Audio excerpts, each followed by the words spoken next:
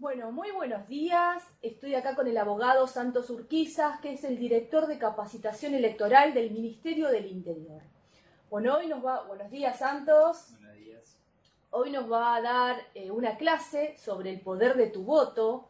Es una invitación a conocer más sobre el sufragio en la Argentina. ¿Cómo se vota? ¿Quiénes deben votar? ¿Cuáles son los requisitos y características del voto? ¿Quiénes figuran en el padrón? ¿Cuáles son los pasos para su emisión? ¿Qué cargos elegimos este año? ¿Cuándo un voto es válido? ¿Qué pasa si no voto? ¿Cómo puedo informarme de las propuestas de los partidos políticos? Estas y muchas más son algunas de las muchas preguntas que encontrarán respuestas en esta capacitación. Bienvenidos y los dejo con el doctor. Gracias. Bueno, buenos días.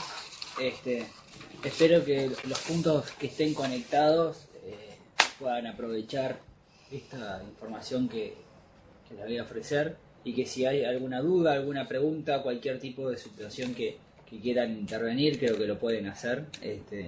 Así que acá estamos esperando las preguntas.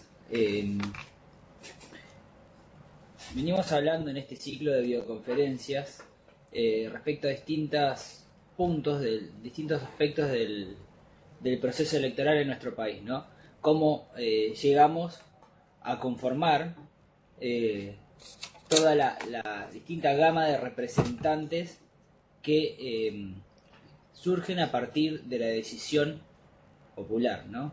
Y esa decisión popular se manifiesta fundamentalmente como piedra basal a través del voto. Fuimos contando cómo se conformaba nuestro sistema electoral, cómo surgió, de dónde viene, y luego fuimos comentando distintos aspectos o pequeñas partes del proceso electoral. Hoy les voy a contar temas bien prácticos del día de la elección, de qué elegimos, de la clasificación de votos, qué votos son válidos, qué votos son nulos, cómo se diferencian, cómo los reconocemos. Así que bueno, acá a ustedes les estoy mostrando que este año vamos a votar en las PASO, que el 11 de agosto. Las PASO, que es una sigla, son las primarias abiertas, simultáneas y obligatorias, que ya lo hemos charlado en alguna otra videoconferencia, pero que son la instancia en la cual las fuerzas políticas que tienen una interna definen quién va a ser el candidato que más lo represente a través del voto. Y luego el 27 de octubre vamos a votar en las elecciones generales a todos los cargos que correspondan, depende el territorio donde estés. Pueden ser algunos más cargos provinciales o no, o aún locales, departamentales o municipales o no. Pero sin dudas el 27 de octubre vamos a estar eligiendo las categorías de presidente, vicepresidente, diputados nacionales, senadores donde corresponda, este año ya no se elige más parlamentario del Mercosur, que fue derogado esa implementación, así que esos son los cargos nacionales que vamos a estar eligiendo. Como les contaba recién, el presidente y el vicepresidente de la nación, que en otro momento repasábamos la modalidad de cómo era elegido el presidente y el vicepresidente de la nación a través del voto directo de los ciudadanos de nuestro país, y con una fórmula de el balotage, en el caso de que no tuviera legitimidad suficiente, o la legitimidad que la Constitución establece como piso para ser electo en primera vuelta, ¿no? Las dos situaciones de más del 45% de los votos en la primera fórmula votada, o más del 40% de los votos que tenga la primera fórmula, con 10 puntos de diferencia para la segunda fórmula más votada, ¿no? Esos eran los dos casos de elección directa en la fecha de las generales. Si no sea ninguno de esos dos casos, se va al balotaje. Ahí era justo el otro momento.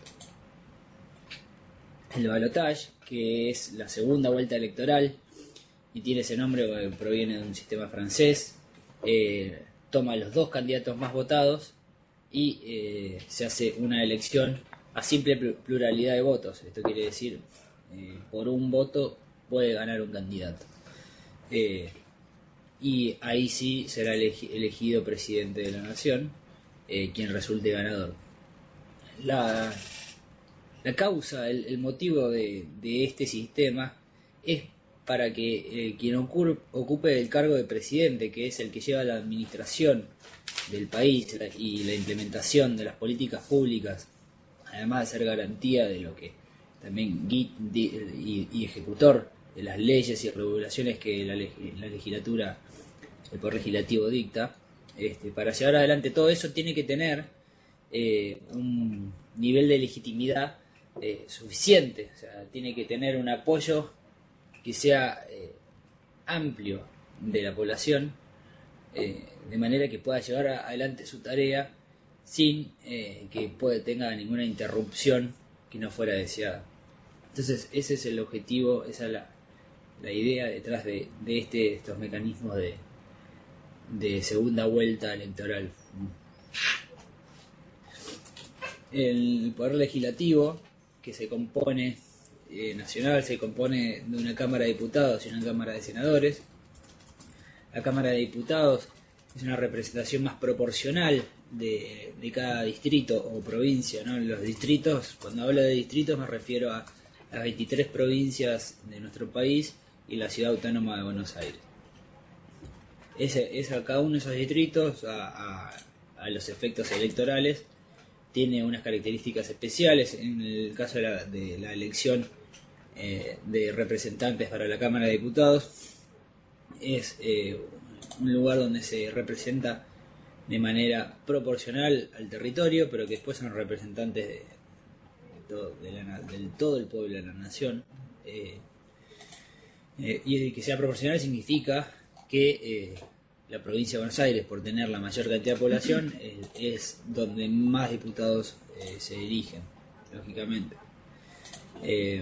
Distinto es a la Cámara de Senadores, que es el otro cuerpo dentro del Poder Legislativo Nacional, los cuales tienen una lógica más territorial, o sea, son elegidos 3 senadores por distrito, por las 23 provincias, y 3 senadores por la ciudad autónoma de Buenos Aires, como un número fijo.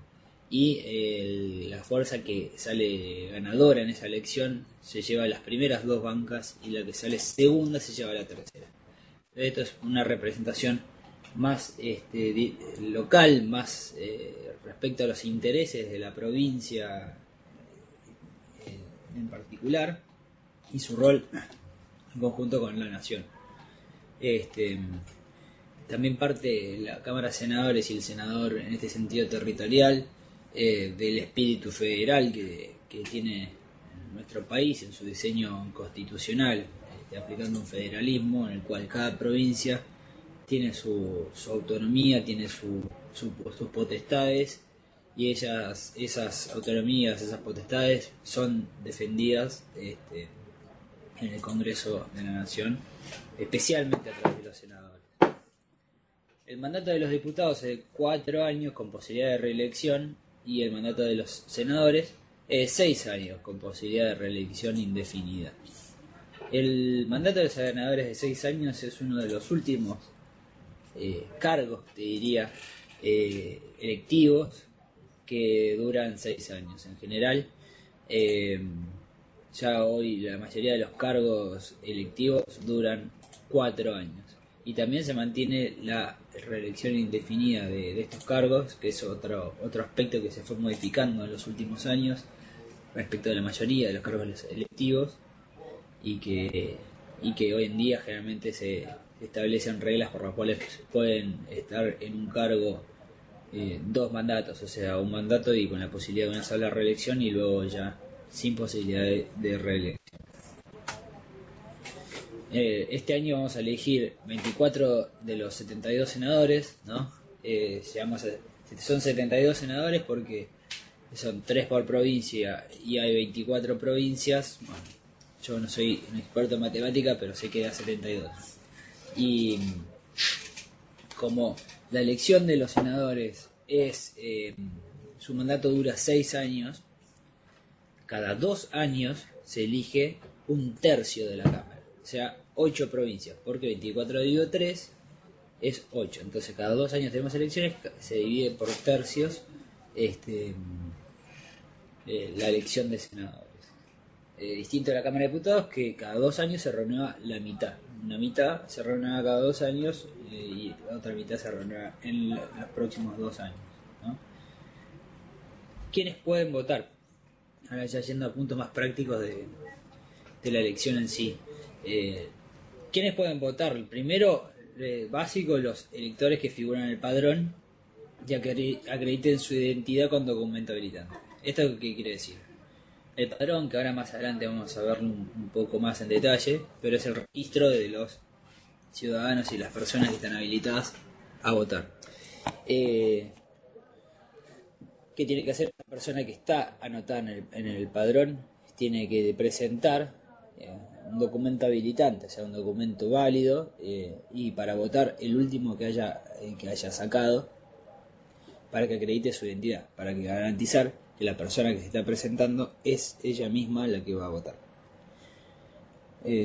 Luego, el personal del Comando General Electoral que se encuentra inscrito en el padrón electoral de la mesa, esto es, y creo que todos los que han participado en elecciones lo han visto, las fuerzas de seguridad que tienen que proteger el desarrollo de los comicios de manera tranquila, pacífica, y que ayudan a que no haya ninguna situación irregular. Ellos mismos, que muchas veces están en funciones y están destacados en un lugar, si está incluido especialmente en el padrón de una manera identificada especial, aparte, o sea, tiene otro color esa persona en el padrón, o en todo caso, el mejor caso, que sea un personal de fuerza de seguridad de la escuela donde está trabajando, o sea, que esté en el padrón por naturalidad, esos también pueden votar. ¿Cuáles son los documentos habilitantes para votar? La regla básica, que es la que dije recién, es ir a votar con el último documento válido que tengas.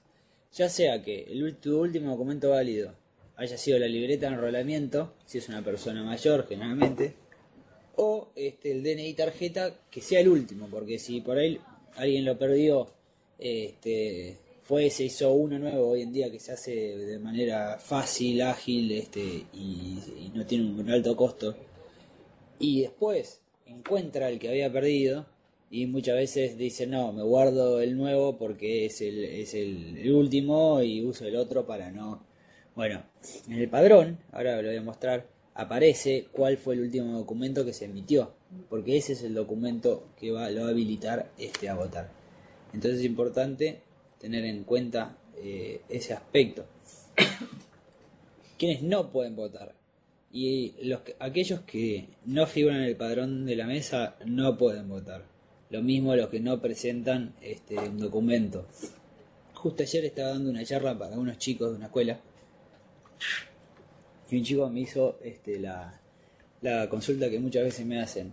¿Qué pasa si yo perdí justo mi documento y después fui y lo hice y tengo una constancia de trámite, que el documento está en trámite y demás? ¿Puedo votar? De ninguna manera. Se puede votar solo con el documento habilitante que aparezca en el padrón como el último que sacó esa persona.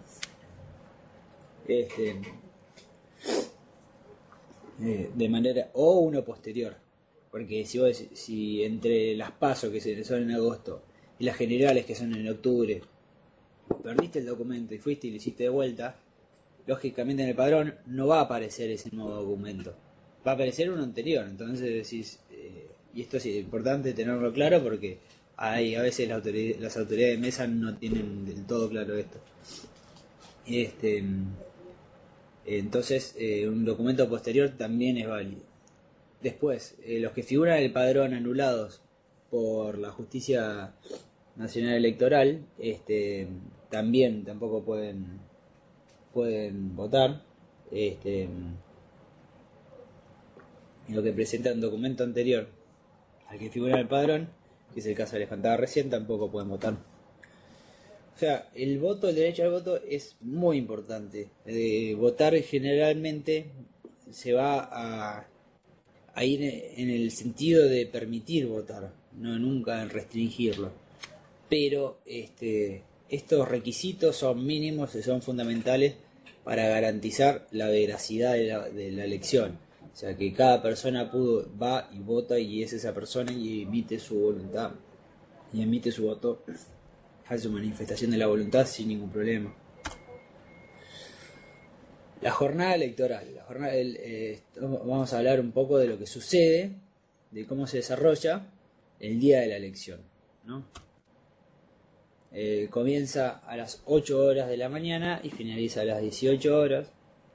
Esta recomendación la hacemos siempre, de no ir a última hora, porque es una práctica generalizada que va mucha gente a última hora a votar, entre las 5 y las 6 de la tarde, y eso hace que se genere una cola, que haya retrasos, que por ahí cierran la escuela y vos seguís haciendo fila ahí adentro para votar.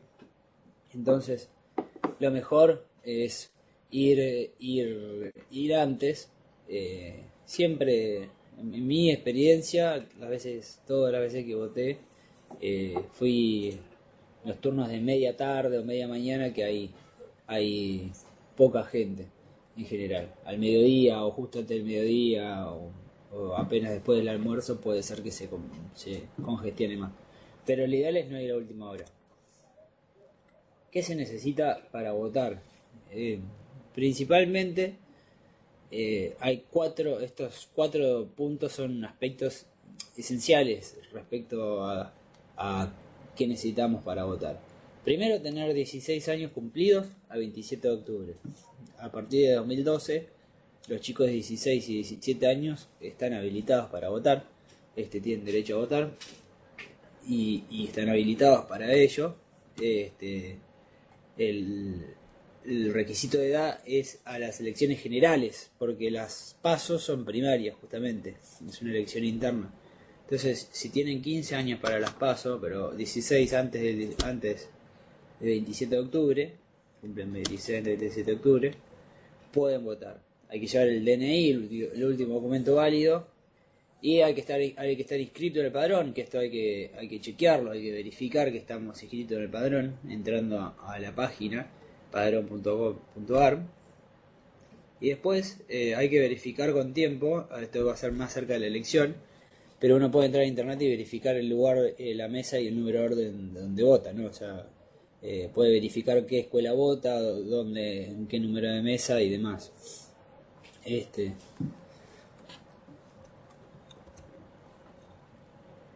Luego, el padrón electoral, ¿no? Recién les hablaba de verificar en el padrón que ustedes estén inscritos para votar.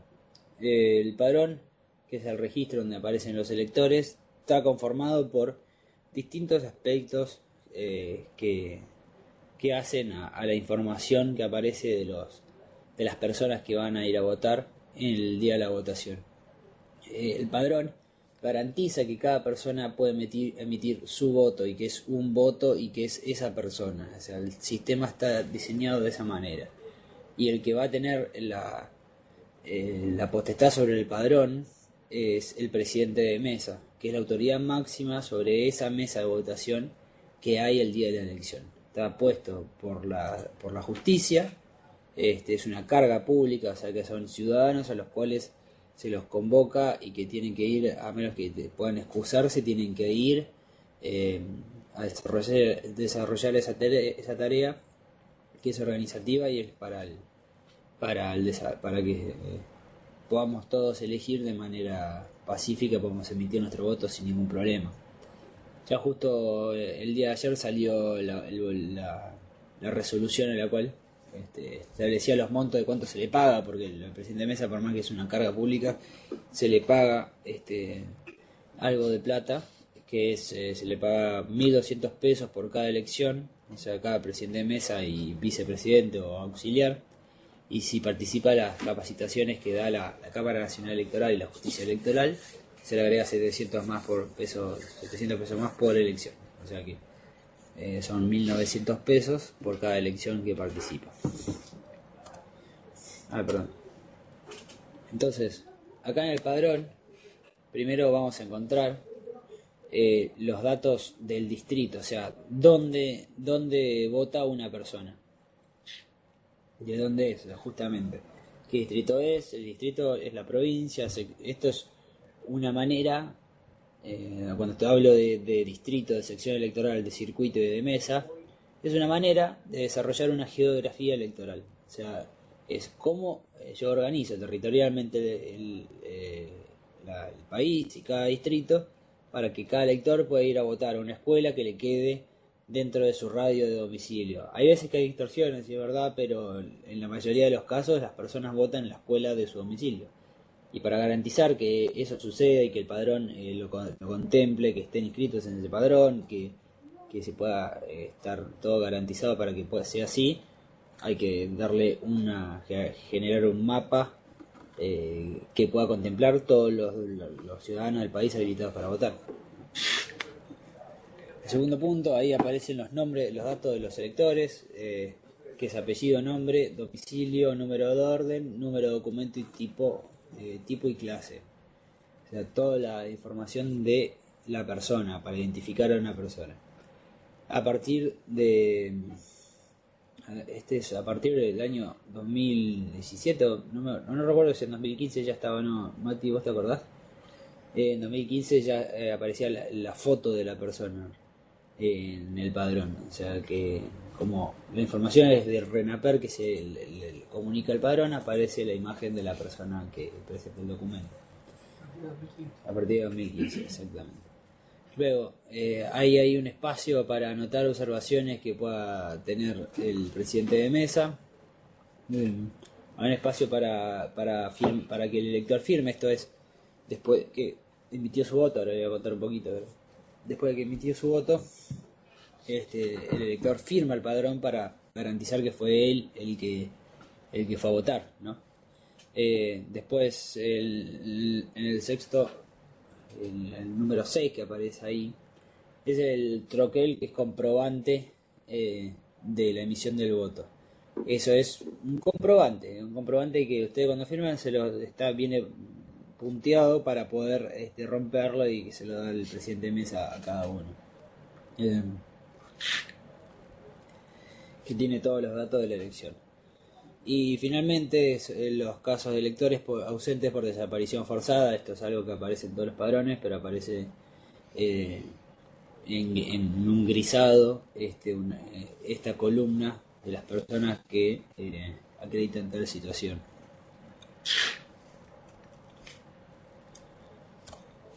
Bueno, la constancia de la emisión de voto, que es lo que recién les contaba, el lugar del padrón donde asienta su firma contiene los datos personales. Luego, antes de firmar el padrón, los datos tienen que corresponder al elector. Eso es para una autoridad de mesa, sobre todo, que eso es lo que tiene que hacer. Tiene que verificar que los datos corresponden a ese elector.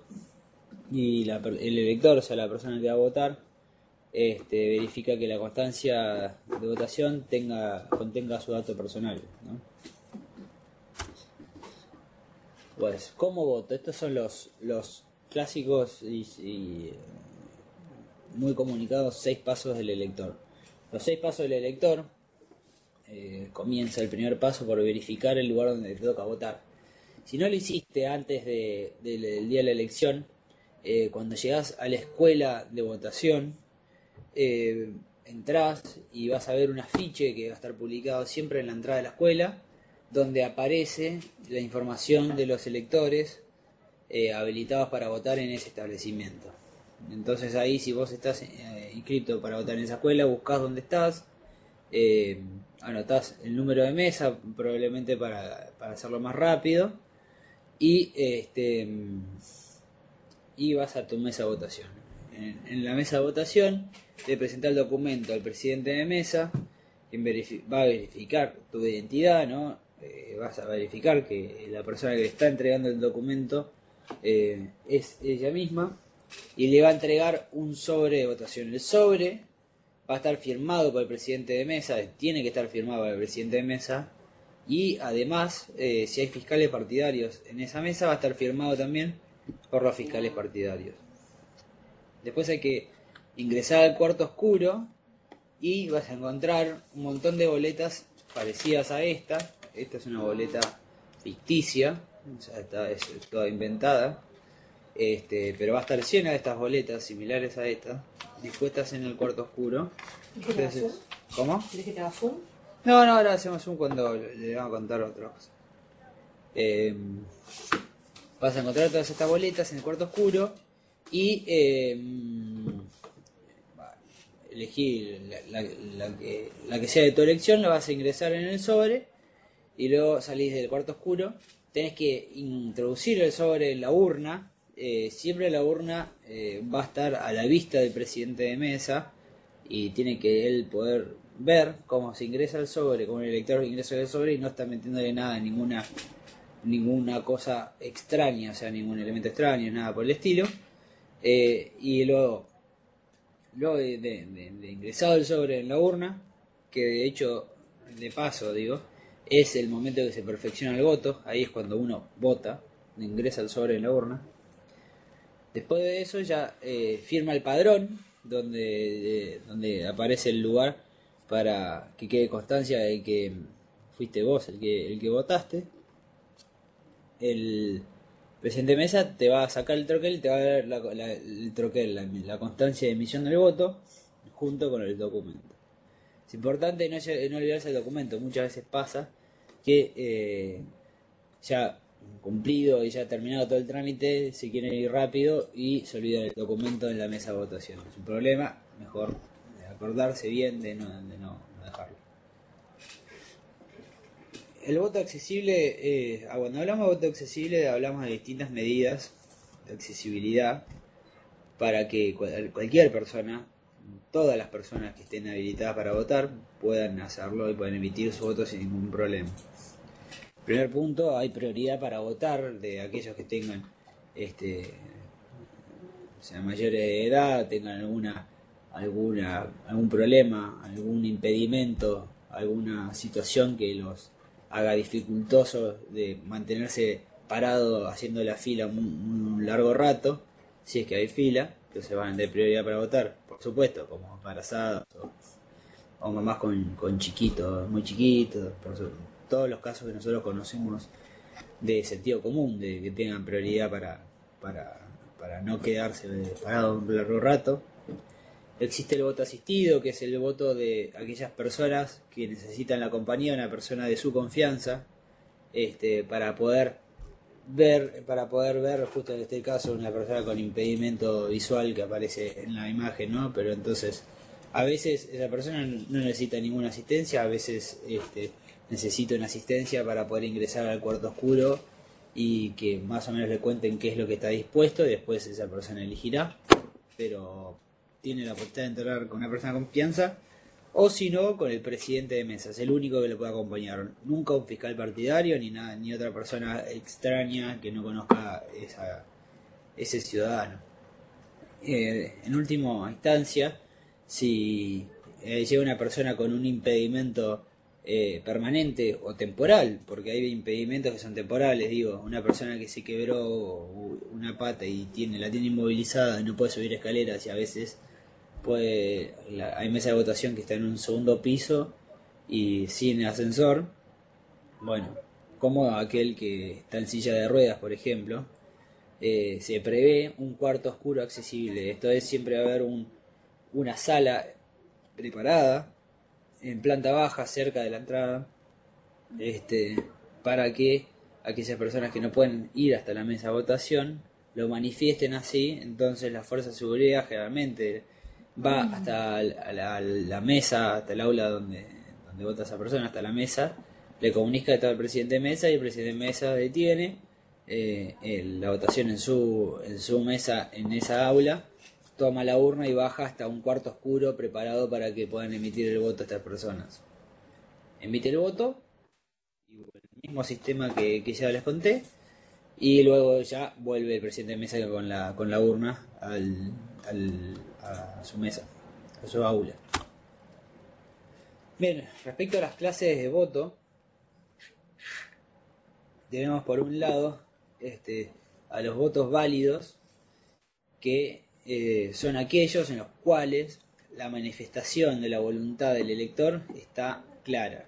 O sea, no hay duda de qué quiso elegir una persona en los votos válidos, ¿no? Entonces, por un lado, y acá tenemos los casos de los votos afirmativos, que son los que...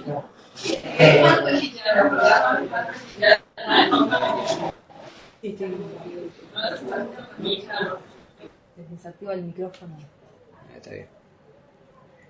Los votos afirmativos. Los votos afirmativos son los que se emiten mediante boleta oficializada de una misma lista o agrupación, y que no hay dudas de para quién está dirigiendo ese voto. Cuando nosotros abrimos el sobre y encontramos una boleta de esta manera, ¿no? Que está introducida en el sobre de votación sin ninguna alteración, esa se elige a una opción electoral clara. Esto es un voto afirmativo, es un voto válido, se cuenta de esa manera. También está el caso de que haya un corte de boleta, ¿no? Acá nosotros sabemos que en este lugar hay una línea punteada, porque cada una de estos cuerpos son distintas categorías que nosotros elegimos, ¿no? Acá tenemos categoría presidente, categoría parlamentario del Mercosur, que no sé si se va a elegir, categoría A, diputados nacionales, y entonces si nosotros queremos elegir una opción distinta en esta categoría, podemos cortar la boleta y tomar la opción electoral de otra fuerza política. Entonces, así conformamos el voto de esta manera. Este es un voto válido también, por supuesto. Cuando la boleta tiene alguna rotura, por ejemplo, así, puede ser que se haya roto, puede ser que haya sucedido algo. De todas maneras, se ven los 4 aspectos esenciales de una boleta, que son el nombre de la agrupación o partido político, el número de lista de esa agrupación, el titular con qué elección se está eligiendo en ese momento tiene que corresponder. Si yo estoy votando en las generales, acá arriba tiene que decir elecciones generales de 27 de octubre de 2019, y debajo a qué categoría se está eligiendo, o sea, que esté claro, que no diga cualquier cosa, sino que diga categoría de diputado o senador o presidente o lo que fuera. También en el caso de que tenga una marquita que no afecte a la boleta en sí, que no modifique nada, acá no sé si llegamos a ver, ahí sí se ve que tiene una marca hecha con una lapicera, pero no quiere decir nada de esa marca. Ahora vamos a ver más adelante, en cambio, si hay otras marcas hechas. Finalmente, si hay más boletas de la misma puesta en el sobre, porque un candidato, una persona quiso, por algún motivo creyó que poniendo más boletas le daba más suerte al candidato que quería elegir, o se le pegó y hay 2 boletas idénticas, ¿no? Puede haber 2 boletas iguales a esta introducida en el sobre, así, de esta manera, por ejemplo. Este voto es totalmente válido, sigue siendo válido, porque no hay ninguna duda respecto a qué está eligiendo esa persona. De hecho, lo hace tanto que hay más de una boleta. Pero eso no deja de significar que es un solo voto el de esa persona. No son 5 votos y mete 5 boletas. Es un solo voto. Bien. La otra clasificación, la otra clase de voto válido es el voto en blanco, que es cuando el elector manifiesta su voluntad de que ninguna opción electoral lo convence, y tiene el derecho a hacer eso el elector. Es válido, totalmente válido. Entonces, cuando encontramos el sobre de votación vacío, o con un papelito blanco que no tenga ninguna inscripción, o en el caso que recién les mostraba en esta boleta que cortamos una categoría. Si yo dejo el resto de esta boleta en el sobrevotación y saco una de las categorías, ese voto va a ser válido, va a ser afirmativo para estas categorías. O sea, estas tres cosas que estoy eligiendo van a ser afirmativos, pero para la categoría que corté va a ser un voto en blanco. Entonces así se cuenta una boleta que está cortada de esta manera. Y esas son las opciones, los casos en que existe el voto en blanco. No alejes porque ahora voy a seguir contando.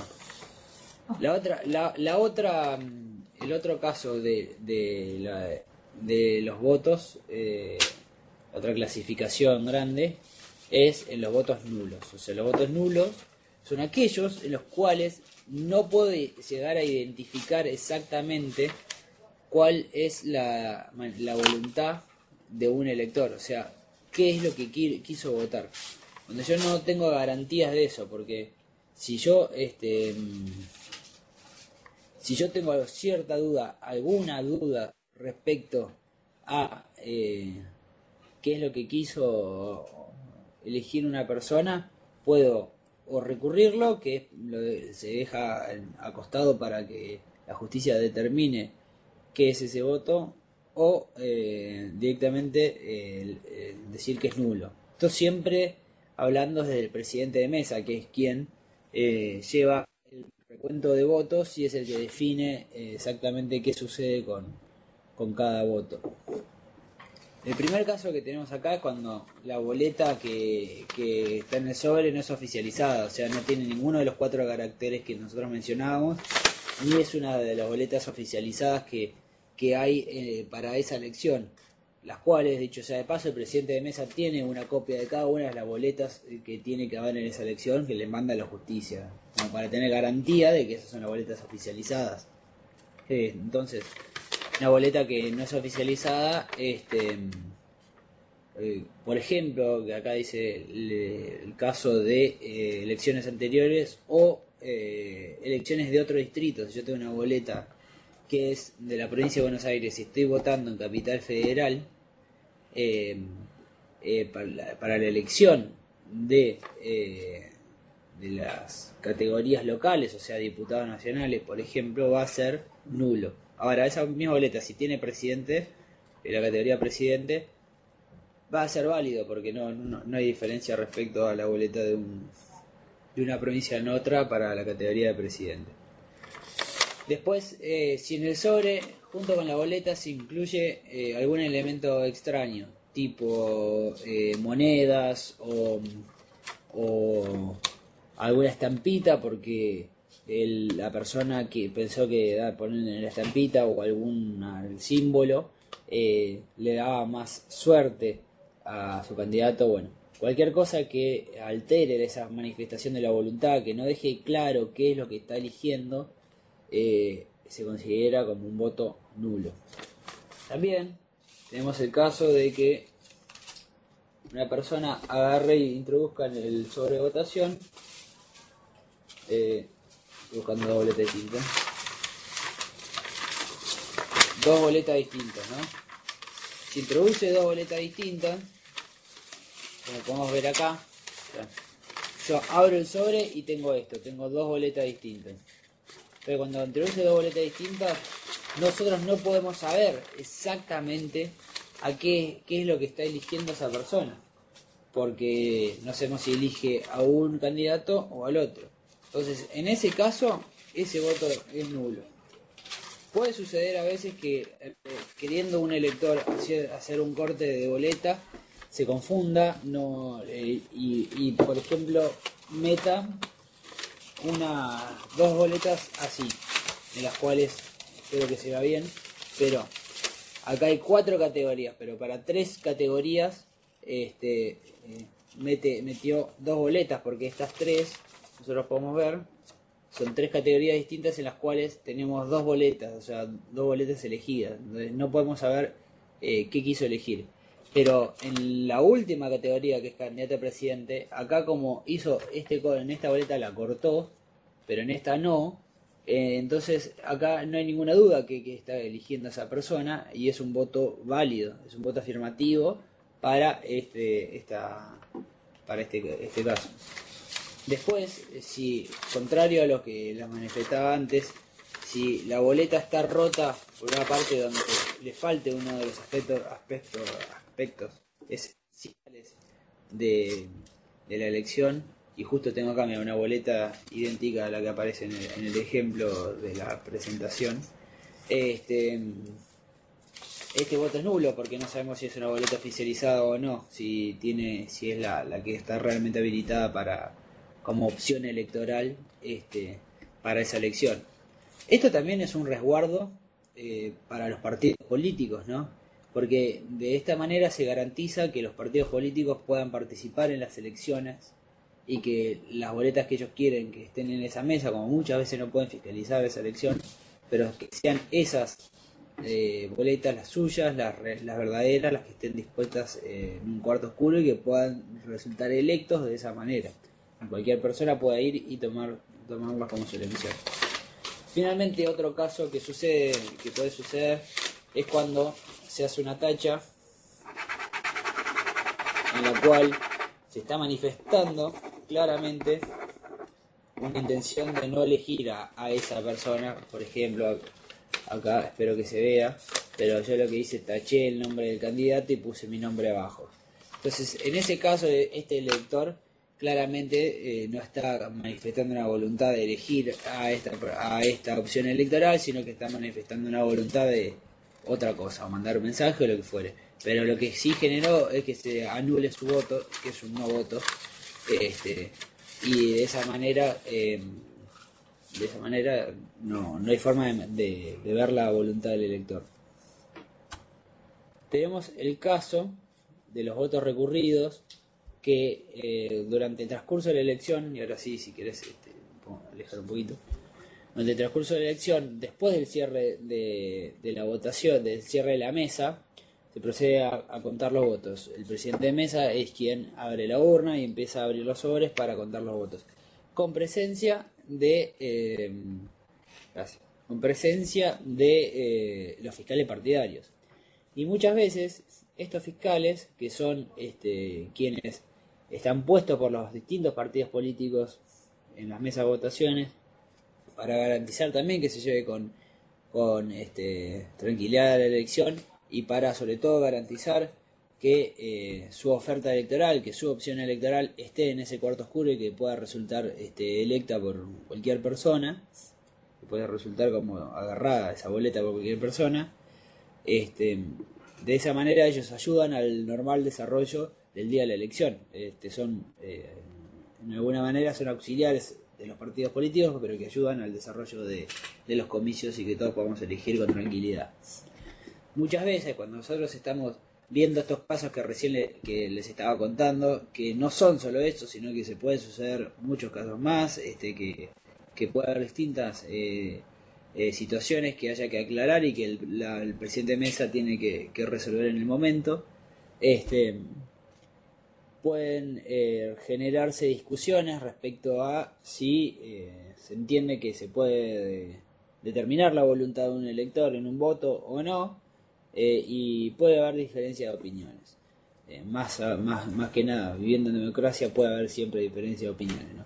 Entonces, la justicia prevé un mecanismo para que cuando haya una diferencia entre las opiniones de los fiscales que abren los sobres y dicen no, eso es un voto válido, eso es un voto nulo o viceversa, el presidente Mesa tiene que decidir y no puede o no cree contarlo con los elementos suficientes como para poder determinarlo en ese momento. Entonces ese voto se recurre.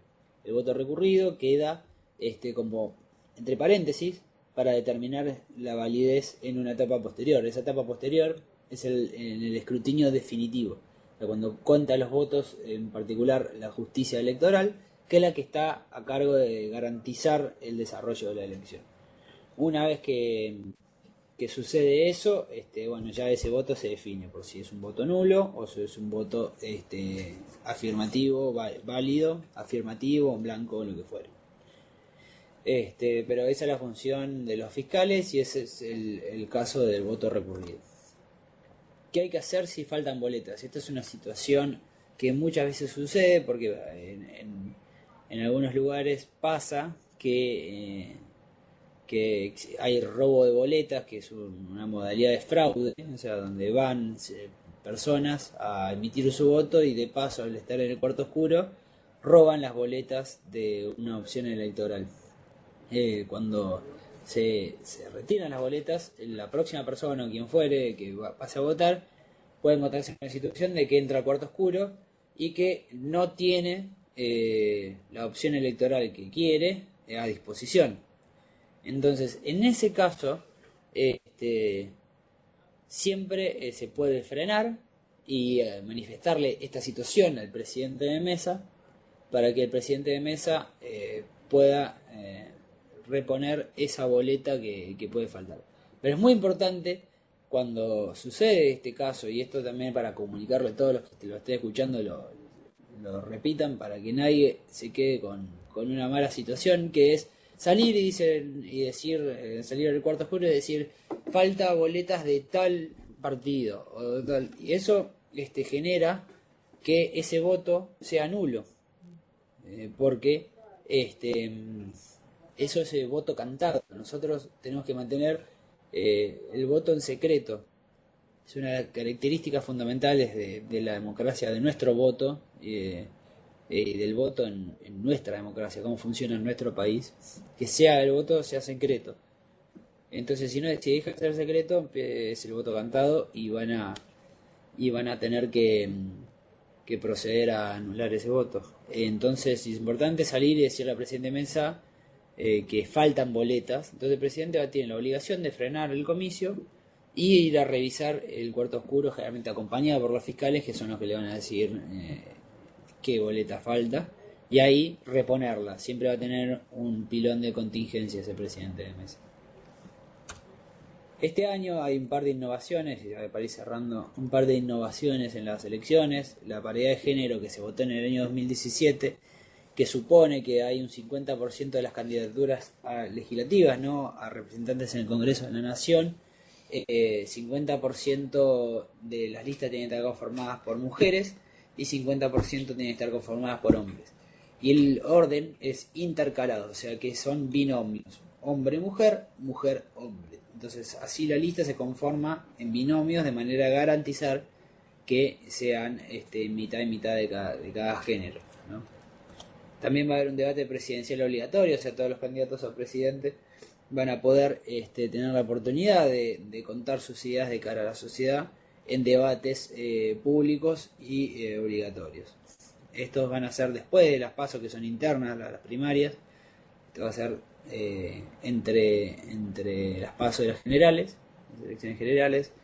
Creo que ya estaban las fechas, me parece, no recuerdo si están las fechas o no, pero están las fechas. Acá dice 20 días y 7 días antes a la primera vuelta. No sé si terminaron siendo exactamente esas fechas, pero va a ser uno en Santa Fe, en la provincia de Santa Fe, el primer debate presidencial, y el segundo va a ser en Capital Federal, el segundo debate presidencial. Y después, si se da la situación de que hay una segunda vuelta electoral, si hay un balotaje, va a haber un debate 10 días antes del balotaje entre los dos candidatos más votados de la elección, ¿no? Finalmente, cualquier duda que haya respecto de este tema en estos canales de información, nosotros contestamos y tratamos de ayudar a todas las personas que puedan tener alguna duda o pregunta respecto a las elecciones. Pero más allá de eso, estoy a las preguntas que puedan tener en los distintos puntos digitales, y si no, muchas gracias por este ciclo y ya arrancaremos otro a la brevedad. La gente me está diciendo que se pudo ver muy bien por YouTube, así que si vos que estás con YouTube hay alguna pregunta, se la podés decir a Santos, así ahí contesta. Bueno, más adelante seguro vamos a hacer otra, y cuando estemos más cerca de las elecciones va a haber más preguntas. Generalmente sucede así. Si no, muchas gracias, gracias por todos y gracias a todos los que hayan visto. Bueno, muchas gracias.